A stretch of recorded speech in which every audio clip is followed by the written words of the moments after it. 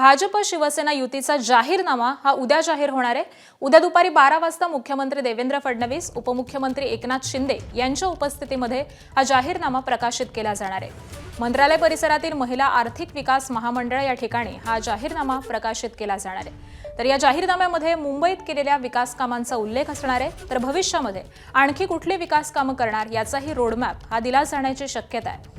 जाहीरनामा प्रकाशित करताना ठाकरेंच्या आरोपांना देखील मुख्यमंत्री आणि उपमुख्यमंत्री हे उत्तर देणार आहेत।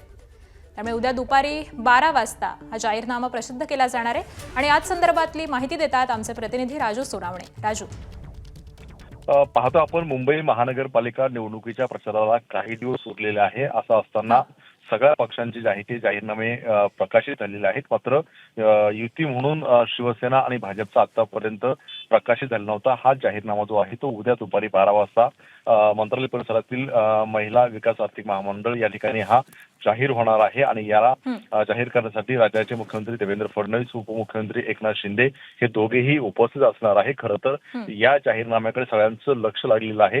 खरं तर आपण पाहतोय की आतापर्यंत जे काही प्रचार सुरू आहे, ज्या काही होर्डिंग्स लागलेले आहेत, त्यामध्ये आतापर्यंत जे काही कामं केलेली आहेत त्या सगळ्यांचा उल्लेख केला आहे आणि तोच उल्लेख या जाहीरनाम्यामध्ये असणार आहे। आणि भविष्यामध्ये आणखी मुंबईत कुठली विकास कामं करणार आहे, मेट्रोचा जाळा असेल किंवा आणखी काय सोयी सुविधा लोकांना देणार आहे याचा सुद्धा उल्लेख या जाहीरनाम्यामध्ये असणार आहे। त्यामुळे आता ठाकरे बंधूंचा जाहीरनामा आलेला आहे, काँग्रेस वंचितचा आलेला आहे। त्यामुळे आता महायुती म्हणून या दोघांचा नेमका जाहीरनामा काय असणार आहे, नवीन काही मुद्दे असणार आहे का, मुंबईकरांना नवीन काही आश्वासन दिले जाणार आहेत का, हे सुद्धा पाहणं महत्त्वाचं राहील। त्यामुळे उद्या 12 वाजता हा जाहीरनामा प्रकाशित होईल। त्यामुळे सगळ्यांची नजर जी आहे, सगळ्यांची जे आहे ते या जाहीरनाम्याकडे उत्सुकता लागलेली पाहायला मिळते।